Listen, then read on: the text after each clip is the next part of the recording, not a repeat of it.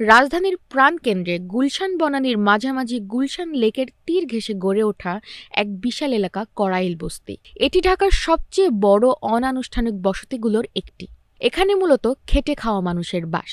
এই মানুষগুলোর জীবনের সবচেয়ে বড় আতঙ্কের নাম আগুন।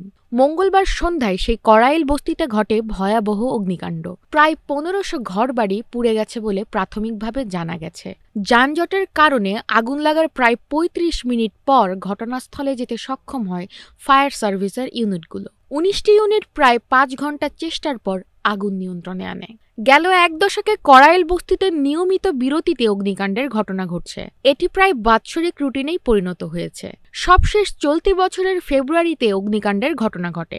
জীবন অবাক না করলে কে করবে? ২৮% মিল্ক ফ্যাটের অবাক করার সাথে ফ্রেশ মিল্ক পাউডার। জীবন অবাক করুক প্রতিদিন। প্রায় ৫১টা ঘর পুড়ে ছাই হয় করাইল বস্তিতে। ২০২৪ সালের মার্চে বড় একটি অগ্নিকাণ্ড ঘটে এখানে। ২০২৩ সালের ফেব্রুয়ারির আগুনেও বেশ ক্ষয়ক্ষতি হয় বস্তিবাসীর। ২০১৭ সালেও বড় অগ্নিকাণ্ডের মুখোমুখি হয়েছিল করাইলবাসী। ২০১৬ সালে ডিসেম্বরের ভয়াবহ আগুনে পুড়ে গিয়েছিল প্রায় ৫০০ ঘর। করাইল বস্তিতে বারবার আগুন লাগার মূল কারণ হলো এখানে গড়ে ওঠা অনানুষ্ঠানিক ও ঝুঁকিপূর্ণ জীবনযাত্রা। বস্তির ঘরগুলো সাধারণত টিন, কাঠ, বাঁশ, প্লাস্টিক ও কাপড়ের মতো দাহ্য উপকরণে তৈরি হওয়ায় আগুন লাগলে তা দ্রুত ছড়িয়ে পড়ে। অন্যদিকে বিদ্যুতের সংযোগগুলো প্রায় সবই অবৈধ বা অনিয়মিত।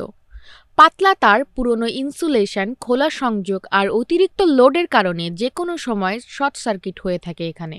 রান্নার জন্য গ্যাস সিলিন্ডার, কেরোসিন বা কাঠের চুলা ব্যবহারের কারণে আগুনের ঝুঁকি আরও বেড়ে যায়।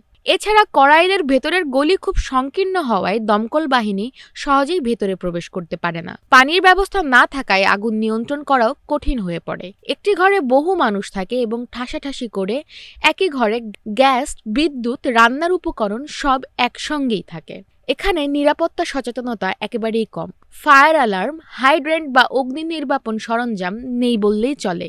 সব মিলিয়ে দারিদ্র্য, অবহেলা, অগোছালো অবকাঠামো, আইনগত অনিশ্চয়তা এবং উচ্চ জনঘনত্ব মিলে করাইল বস্তিকে বারবার অগ্নিকাণ্ডের ঝুঁকির মুখে পড়তে হয়।